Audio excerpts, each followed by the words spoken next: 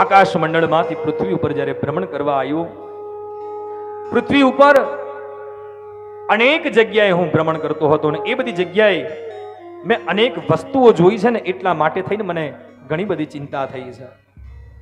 સનત કુમારો કહે છે, નારદ શું જોયું છે પૃથ્વી ઉપર કે આટલા બધા ચિંતાતુર બન્યા છો? અને એ વખતે નારદ બોલ્યા છે, સાંભળો સનત કુમારો, પૃથ્વી ઉપર આટલા કારણો મેં જોયા ને એટલે હું દુઃખી થયો છું. કયું? તો બોલ્યા છે, સત્યમ નાસ્તિ તપઃ શૌચમ દયા દાનો ન વિદ્યતે ઉદરમ ભરિણો જીવા પરાકા કુટભાષિણો. સાંભળો સનત કુમારો, જ્યારે હું પૃથ્વી પર ભ્રમણ કરતો હતો ને એ વખતે અનેક જગ્યાએ પૃથ્વી ઉપર મેં જોયું છે કે આ પૃથ્વી ઉપર હવે ક્યાંય સત્ય રહ્યું નથી. બધી જગ્યાએ કેવલ જૂઠ ચાલે છે, જુઠ્ઠાણું ચાલે છે. કેવલ માનવ આજે અસત્યનો સહારો લઈ અને પોતાની જિંદગી જીવે છે. સત્યમ નાસ્તિ તપઃ શૌચમ. હવે તપ રહ્યું નથી. દ્વાપર યુગની અંદર, ત્રેતા યુગની અંદર તમે જુઓ બાપ, કેટલા વર્ષો સુધી લોકો તપ કરતા હતા. ઋષિ મુનિઓ જુઓ, અસુરો જુઓ, દેવો જુઓ, દાનવો જુઓ, હજારો હજારો વર્ષ સુધી લોકો તપ કરતા હતા. અને અત્યારે કલયુગની અંદર તપ રહ્યું નથી. એનું એક જ કારણ છે. તપ કોને કહેવાય?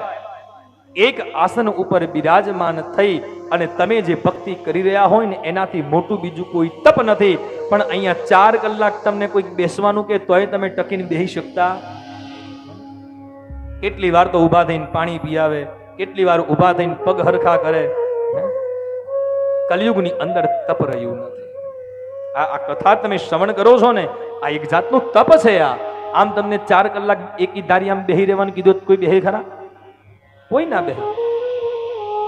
તમે આ તપ કરી રહ્યા છો, તપ રહ્યું નથી. દયા દાનમ ન વિદ્યતે. કલયુગની અંદર દયાનો ભાવ રહ્યો નથી અને દાનનો પણ કોઈ મહિમા રહ્યો નથી. કલયુગની અંદર ક્યાંય દયા નથી, દાનનો મહિમા રહ્યો નથી. કલયુગની અંદર દાન કેવું થઈ ગયું ખબર છે તમને? ઘણી બધી જગ્યાએ આપણે જોઈએ છે ને કે આ મંદિરની અંદર મેઇન ગેટ ઉપર મારા બાપાનું નામ લગાવો તો હું 51 લાખ રૂપિયા દઈ દઉં. દાનનો મહિમા રહ્યો. આ જરાક ભૂલકાઉં જરાક દેહાડી દો ને હાચવી નામ છોકરાઓ, કે મારું ધ્યાન વારે વારે ન્યા જાય છે. દાનનો મહિમા રહ્યો નથી. દાનના મહિમામાં એવું કીધું છે કે તમે જ્યારે જમણા હાથે દાન દો છો ને ત્યારે એની ખબર ડાબા હાથને પણ પડવા દેવાતી નથી. એને દાન હંમેશા ગુપ્ત હોવું જોઈએ. પણ અત્યારે તો આપણે એને જાહેર કરી નાખીએ છીએ. દાનનો મહિમા રહ્યો નથી. ઉદરમ ભરીનો જીવા વરાકા કુટભાષિણ. પૃથ્વી ઉપરનો જીવ માત્ર જે કંઈ પણ જીવાત્મા છે એ કેવલ પોતાના સ્વાર્થ માટે, પોતાના પેટ માટે જ આજ જીવી રહ્યો છે.